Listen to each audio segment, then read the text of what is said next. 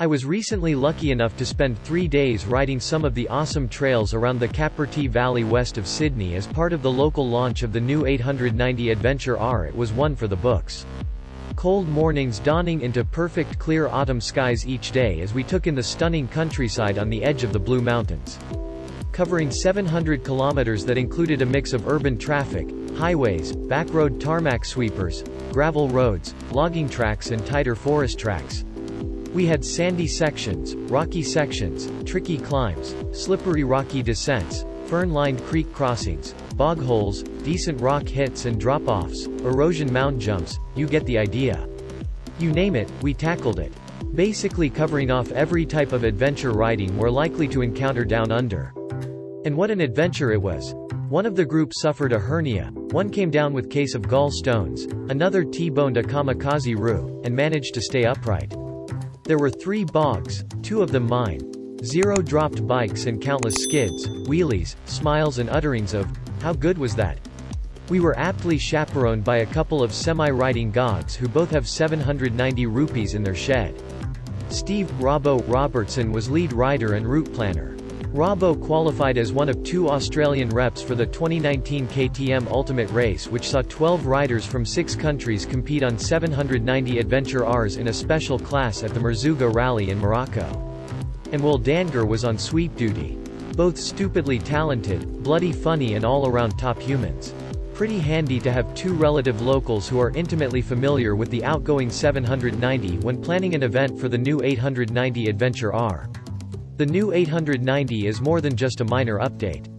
The 3 big things that stand out and really take the bike to a new level over the old bike are the motor changes, the electronics and the suspension upgrades. They've taken all that was great with the old bike and added more.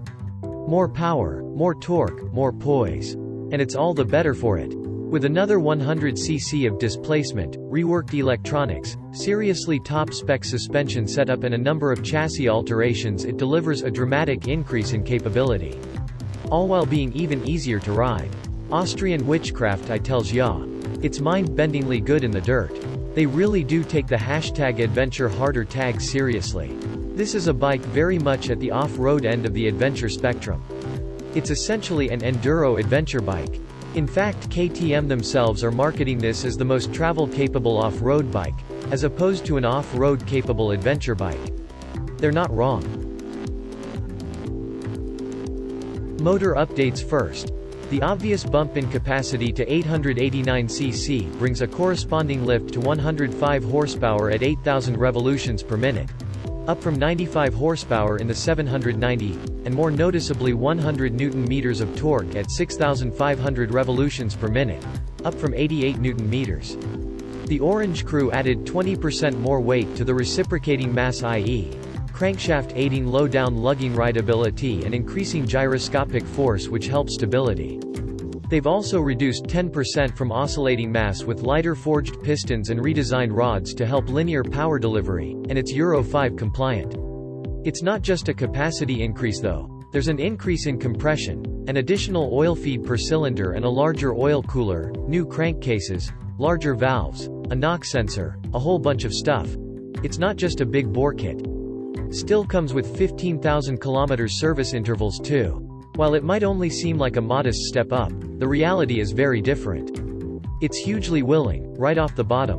Wheelie fiends like myself will rejoice. It'll pop the front in second and third without the clutch.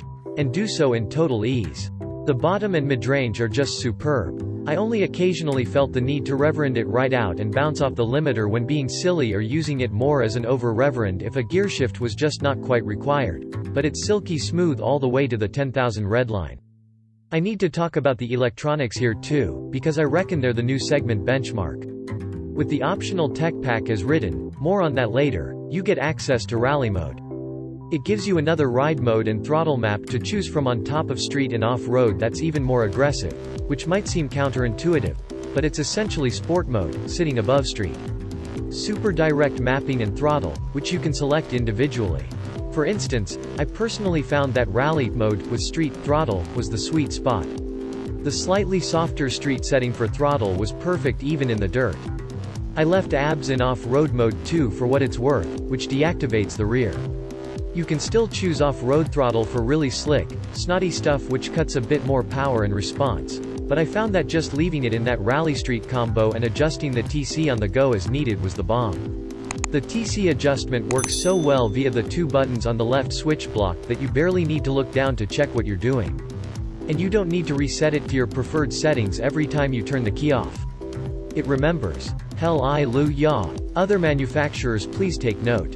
My tip, TC set to 1, the minimum, will allow wheelies on the tar.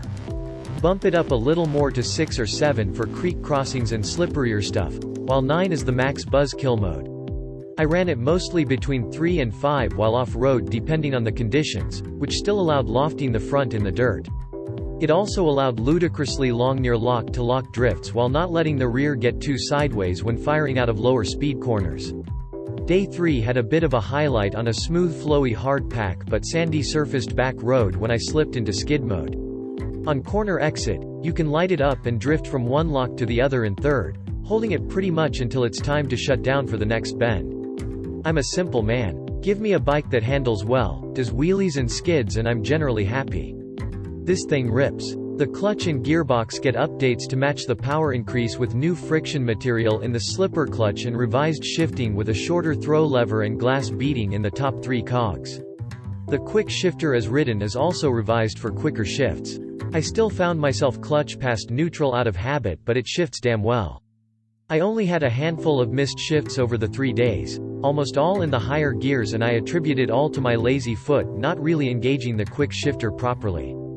Has a nice auto-reverend matching on downshifts, which combined with the slipper clutch meant compression locks just don't happen. Suspension-wise, the new 890 Adventure R gets updated Sirius spec WPEXPLOR forks and shock with 240 mm of travel at both ends. And they're remarkable. Out of the entire group on the launch, with riders ranging in weight from probably 80 to over 115 kegs, not one asked for any suspension changes. I find that incredible. While at first sit and bounce on the bike they feel firm, they have an uncanny amount of feel and absolute reluctance to bottom out. Super controlled and progressive. We took some seriously hard impacts. Rocks, ledges, jumps. Everything was handled without fuss.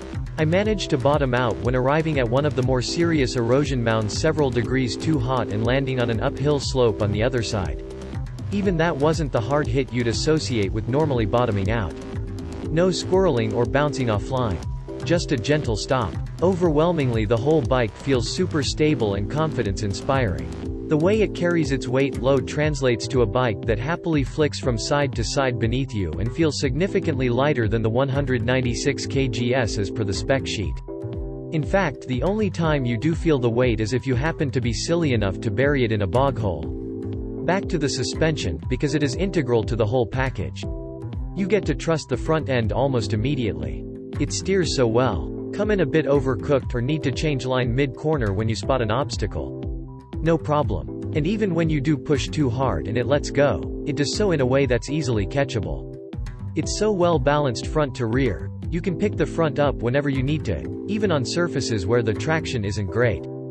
Bloody hard to fault. Actually, for those not familiar with the 790 Adventure, I should explain that the fuel tank wraps over and down each side of the engine, keeping the center of gravity as low as possible.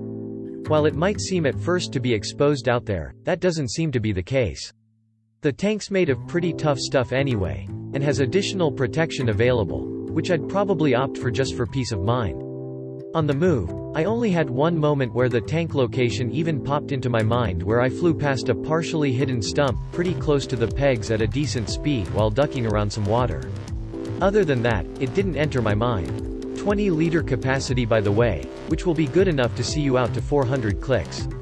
Updated brakes are excellent too. That front ABS is just mega, allowing you to trail brake deep into corners even while leant over.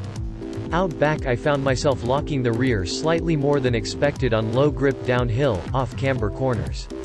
To be fair, I think it was probably due to how effective the front was and how much weight was being transferred forward. Things never went pear-shaped because the front was hauling things up so well that the rear never got out of shape. That said, I'd probably look to experiment with rear pads to try and find something with a smidgen more feel. Could be just me. Ergo-wise, I rate it big time. I actually really like the width between the legs. Super comfortable, and the overall riding position just feels sorted, standing or sitting, with plenty of room when moving your weight around the bike. I did find myself slowly sliding forward on some of the steeper downhills, but nearly everyone else on the launch was already standing at that point. I sit a bit more than most, it just feels more natural to me. So take that with a grain of salt. That said, there's a nice flat seat in the Power Parts catalog that the Adventure R Rally model comes with standard that would probably be worth a look for some. That's what Robbo and Will were both running. Speaking of Power Parts, there's a big list of options, you could go nuts. I did like the look of the more hardcore carbon tank protectors and probably couldn't go past a slip-on. I don't need to talk about the dash or controls because the 5-inch TFT was pretty great on the 790 and hasn't changed. Some other manufacturers could take note. But it is worth pointing out that the front screen is 2-position adjustable with about 40 mm difference between low and high. I'm 6 foot and found the higher setting gave better highway speed wind protection without being in the way in the dirt. And for those wanting to run an even taller one, the higher screen from the Adventure, non-R model, is interchangeable.